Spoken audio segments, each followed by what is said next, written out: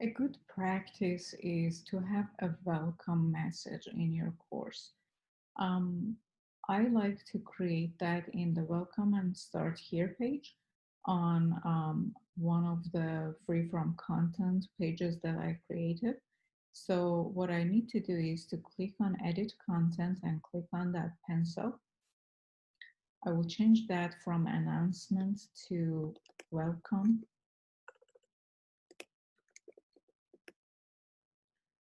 You can say welcome and meet your professor. I'm going to keep that text because I'm going to be editing the course and I don't want my students to view it. But I have already created a message that is an introduction about myself, my research interest, and why I'm interested to teach the class. I'm talking about my emailing policy or how long it may take for me to respond to students' email. I have my email address and also office. Because this class is an asynchronous class, I have my office online by appointment, but you can have your office hours listed. If you're interested and have an office Zoom link, you can have that link included here by just clicking on that, clicking on insert a link and putting a link in the URL. It's always good to have a URL having a text to display that is not that long URL, because then if the students are using screen readers, it doesn't read a weird URL for them.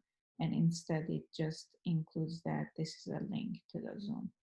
Um, it's always good to include the office hours or information that you would like them to have. So if you have a link to booking, for example, you may include that students may not be able to schedule an appointment earlier than 24 hours. So be proactive about scheduling an appointment, and any information that you find helpful.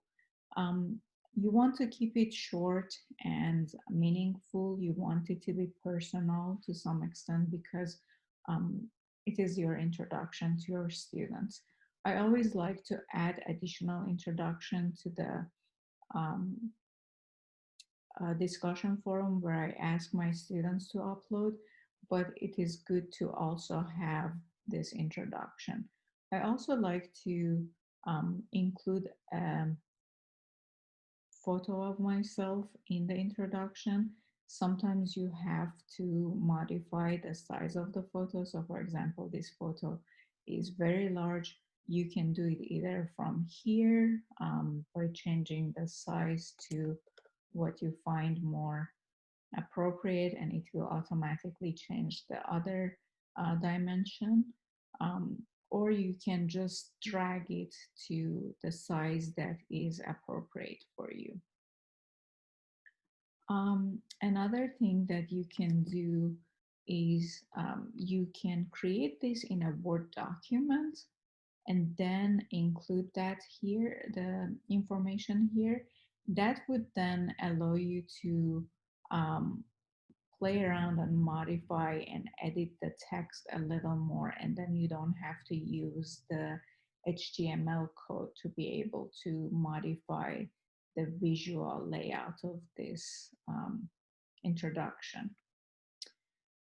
One good practice is to check for accessibility. It will tell you if there are some accessibility issue. So a lot of time it will tell you if the text is too large or if the image doesn't have an alternative text.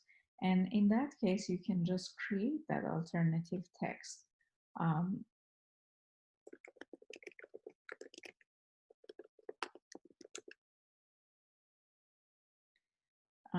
this will help with those who may have visual impairedness to be able to recognize that what this image is, and if there is more information that they need to have, they would be able to understand that.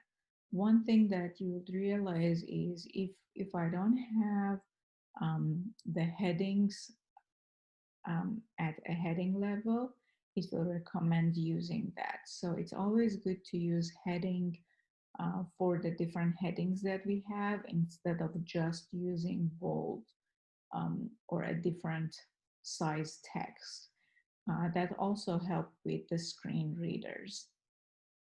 So at this point, because this message is on purpose, I have this at a large font on purpose. I'm just going to leave that there. Another good practice is always using a very similar text. So if I'm using Times New Roman or Verdana, it's always good to keep up with using the same text or the same font. That's just a design consistency matter. It's always good to keep up with the simple, more simple fonts. So Verdana um, or Times, Arial. These are some very easy to read text for everybody. It's visually appealing. It's also good to avoid using very bright colors when we're creating an introduction.